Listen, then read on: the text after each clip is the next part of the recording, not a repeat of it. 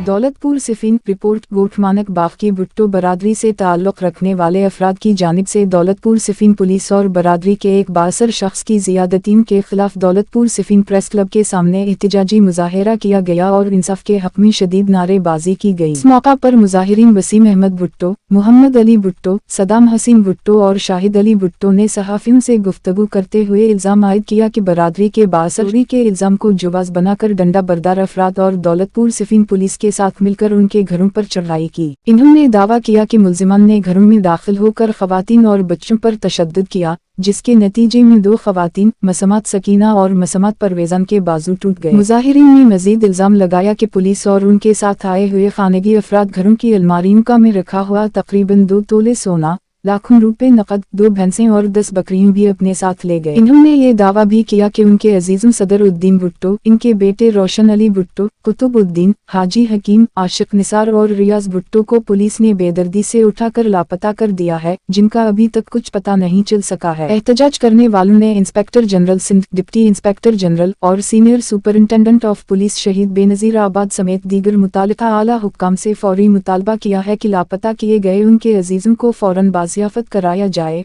वाक़ये की शफ़ाफ़ तहक़ीक़ात करवाई जाएं और ज़बरदस्ती ले जाया गया माल व मवेशी, सोना और नकद रकम वापस दिलाकर इन्हें इंसाफ फराहम किया जाए। इन्होंने खबरदार किया कि अगर उनके मुतालबात पर अमल दरामद न हुआ तो एहतजाज का दायरा वसी किया जाएगा।